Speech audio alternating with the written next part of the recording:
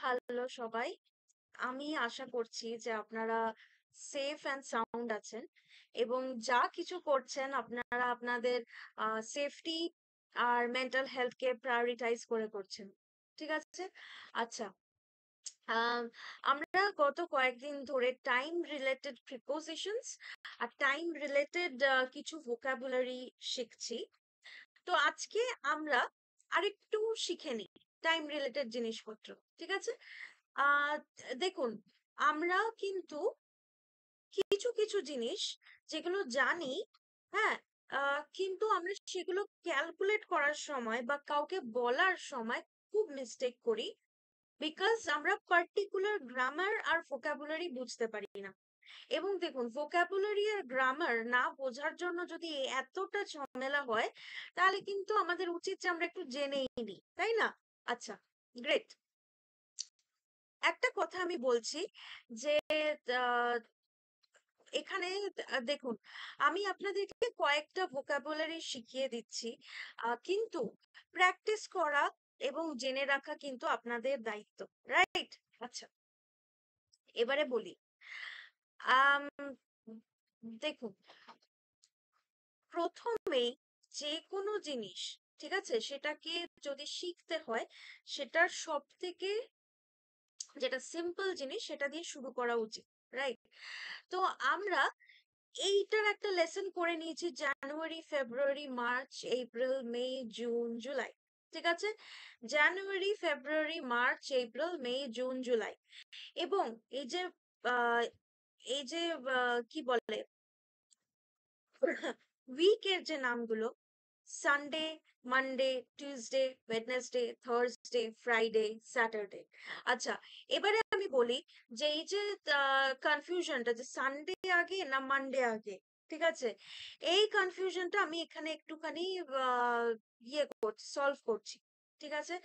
কিভাবে সলভ করব, প্রথমে আমি বলি যে এটা আমি একটা ভিডিও আগে আমি বলে দিয়েছিলাম যে আমরা, ইনফ্যাক্ট আমি ওইটা খুবই ভাবতাম যে একটা সময় সানডে থেকে মানে মানডে থেকে শুরু হওয়া উচিত। ঠিক আছে, Monday, Tuesday, Wednesday, Thursday, Friday, Saturday, Sunday.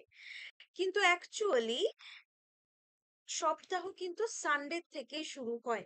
এটা নিয়ে কোনো কনফিউশন হওয়া উচিত না। হ্যাঁ, এবারে অফিসিয়ালি যদি বলেন যে বাবা আমাদের তো অনেকেরই অফিস তো সানডেতে ছুটি থাকে, তো ঠিক আছে, কিন্তু যখন আমরা একদম ক্যালেন্ডার হিসাবে ধরি, সানডে থেকে শুরু হয়, সানডে থেকে শুরু হয়, স্যাটারডেতে গিয়ে শেষ হয়। ঠিক আছে?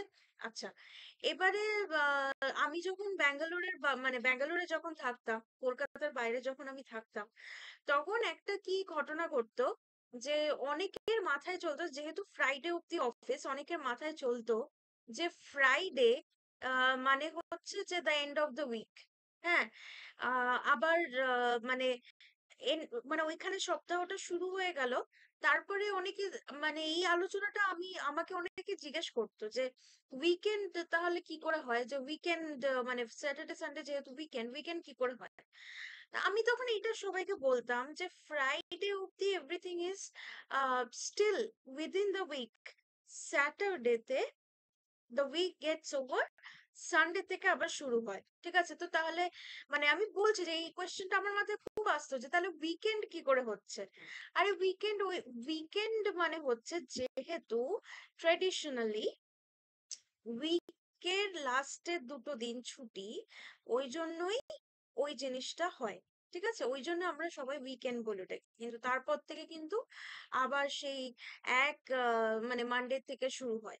কিন্তু এখনো পর্যন্ত এই চেঞ্জটা এখনো পর্যন্ত আসেনি, যে ক্যালেন্ডারে কিন্তু Sunday, Monday, Tuesday, Wednesday, Thursday, Friday, Saturday. ডান?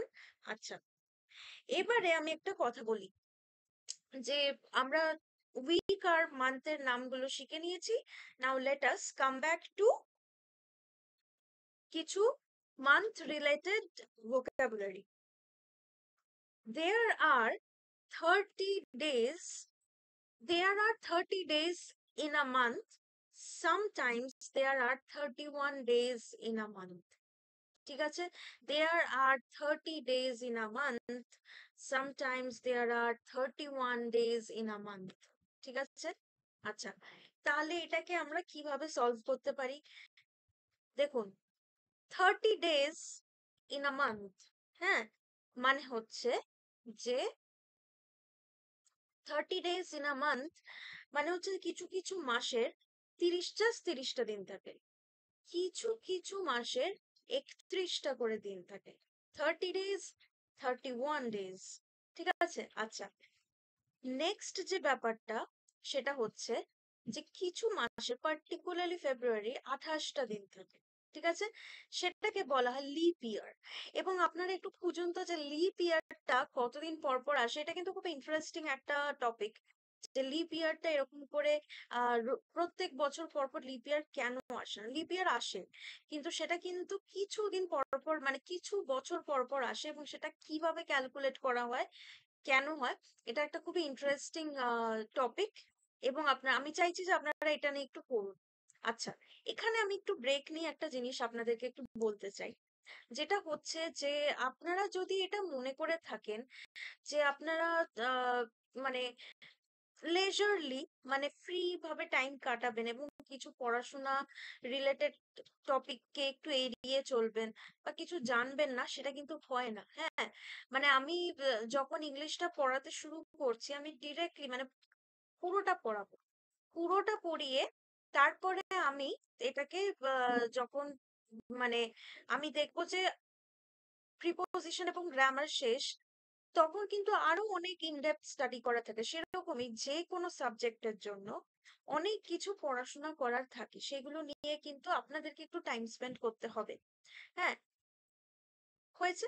এবারে আমি বলি যে আপনারা যখন আহ এইটা আপনারা যখন একটু মানে আমি বলছি, আপনারা যখন এটা একটু মানতে পারছেন যে হ্যাঁ একটা আন্ডারস্ট্যান্ডিং গ্যাপ আছে, একটু লার্নিং গ্যাপ আছে, তখন আপনারা একটা কাজ করুন, দিনে 10 মিনিটস নিন, নিয়ে কিছু কিছু টপিক, মানে এখানে আমি স্পেশালি আমি এখানে সিনিয়র সিটিজেন্সদেরকে অ্যাড্রেস করে বলছি, যে একটা কিন্তু gap of learning, gap of understanding কিন্তু আছে আপনাদের মধ্যে। কেন? কারণ তখনকার দিনে আপনাদের অতটাও ছিল না যে না অমুক টপিক নিয়ে আমাকে পড়তেই হবে, অমুক টপিক নিয়ে আমাকে জানতেই হবে। আমাদের মধ্যে যতটা প্রেশার, ততটা আপনাদের মধ্যে ওই প্রেশারটা নেই, ঠিক আছে? এবং এই প্রেশারটা যখন আছে, তখন আমরা কিন্তু না চাইতে অনেক কিছু টপিক আমরা পড়ি। আপনাদের উপর সেই প্রেশারটা নেই, কিন্তু আপনারা একটু একটু লার্নিং গ্যাপটাকে একটুখানি ব্রিজ করে দিন, তাহলে কিন্তু খুবই সুবিধা হবে, তাই না? আচ্ছা, এবারের ব্যাপারটা আমি বলি যে আহ, এটা হয়ে গেল লিপ ইয়ার। এবারে টাইম রিলেটেড কোনো কিছু নিয়ে বা বছর রিলেটেড কোনো কিছু নিয়ে কিভাবে আলোচনা করতে, ধরুন আপনি কাউকে বলতে চাইছেন যে there I was there last ইয়ার। ধরুন আপনি এটা বলতে চাইছেন যে আমি গত বছর ওখানে ছিলাম, তখন আপনাকে বলতে হয় যে I was there last year. I was there last year, গত বছর হচ্ছে লাস্ট ইয়ার, ঠিক আছে?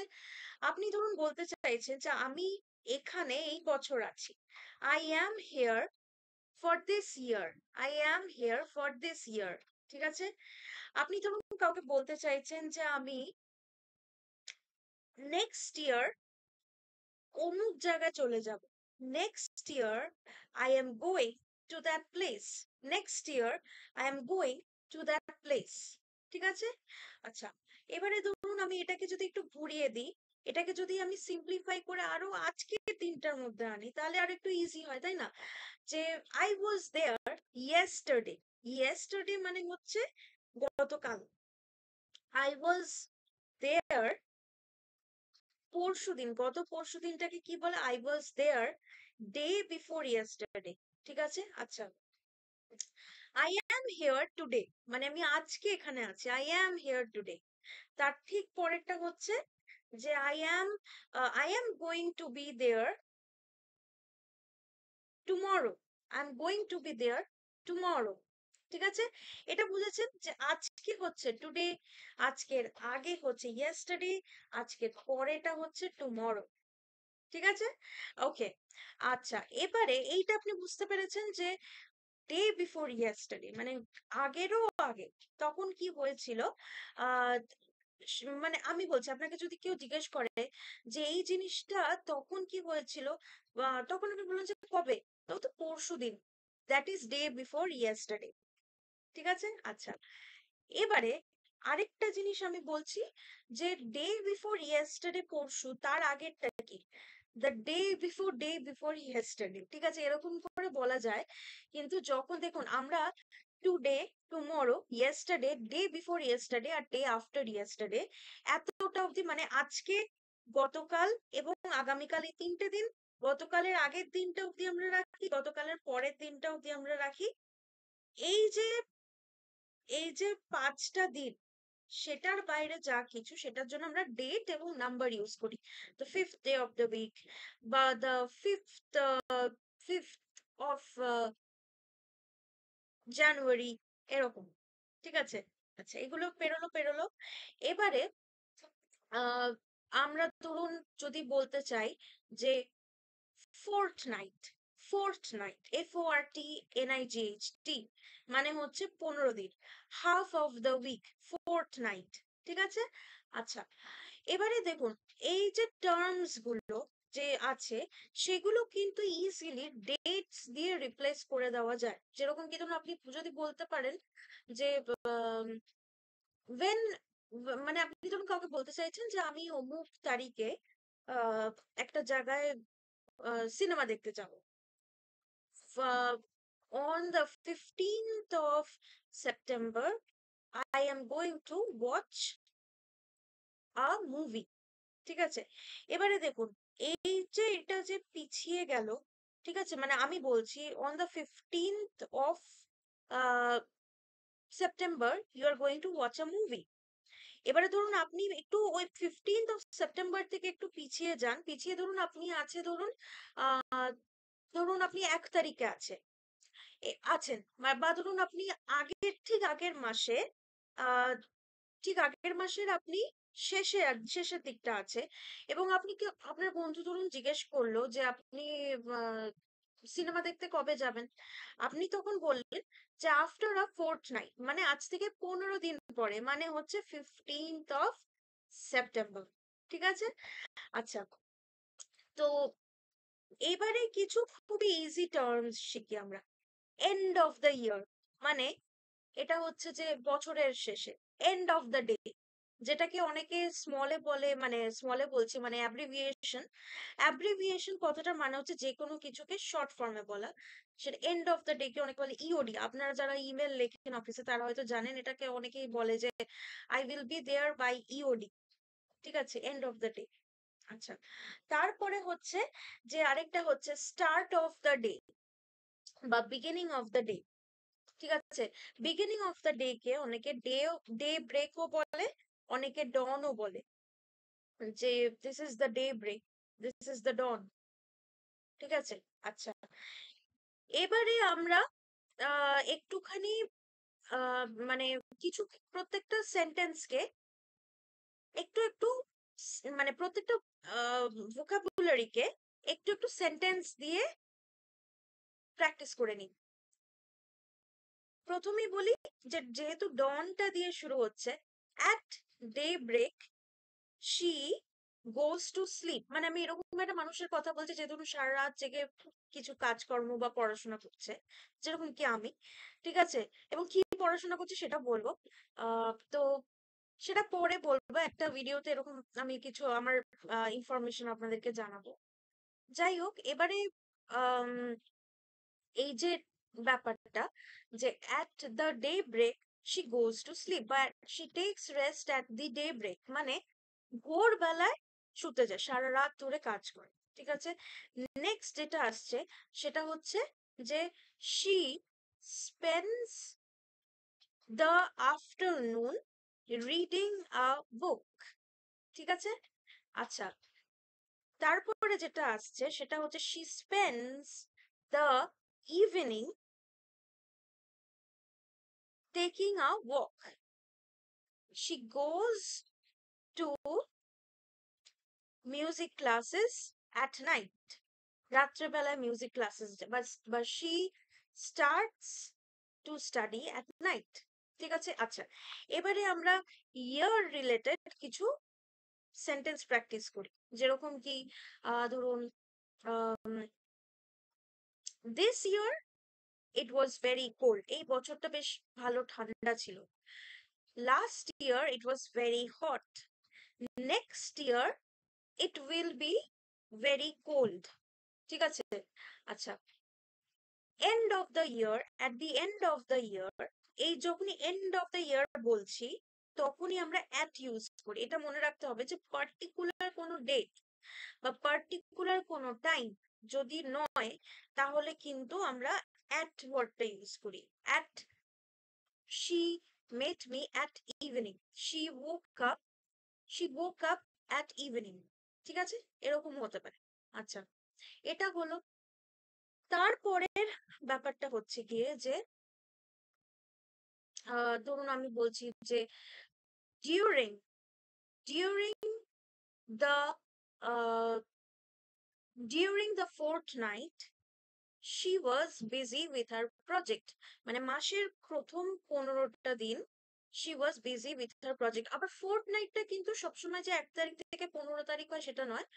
যে কোনো মাসের যে কোনো 15টা দিনকে ফোর্থনাইট বলা হয়। অনেকে আরেকটা জিনিস খেয়াল রাখতে হবে যে সবসময় আমরা বা একটা পার্টিকুলার গ্রুপ অফ পিপল যেভাবে ইংলিশ বলে সেটা সবাই বলে না। যেরকম কি ধরুন আমি বলছি যে আমার মনে হয় যে মাসের 1 তারিখ থেকে 30 তারিখ অব্দি 15 15 ভাবে যেভাবে ভাগ হয়ে যায় সেটাই ফোর্টনাইট। অনেকে আবার বলে যে না, আজ থেকে ধরুন আমি বলছি যে মানে আজ থেকে 25th অফ দিস মান্থ, সেখান থেকে নেক্সট 15 দিন অব্দি আমি একটা ইয়ে খুঁজে পাবো, মানে আমি একটা ফোর্টনাইট খুঁজে পেলাম। ঠিক আছে? এটাও হয়। তো আমি এটা বলতে পারি যে within the fortnight she did a project. ঠিক আছে? আচ্ছা, তারপরেরটা হচ্ছে যে we we are going home tomorrow. ঠিক আছে? তারপরেরটা হচ্ছে যে we are here for the next few days. Yesterday she was speaking to me. ঠিক আছে? আচ্ছা, তারপরেরটা হচ্ছে যে day before yesterday, day before yesterday she thought of calling her mother. ঠিক আছে? Day after yesterday she thought of day after I'm so sorry, day after tomorrow she thought of um baking a cake। Day after tomorrow she thought of baking a cake, right? আচ্ছা, তো এই যে এইভাবে যে আপনারা practice করছেন সেটা করতে থাকবেন, এবং তার সাথে আপনি কিন্তু ওই ব্যাপারটা খুঁজে বার করবেন যে লিপ ইয়ারের ব্যাপারটা কি। ওকে, স্টে টিউন ফর মোর।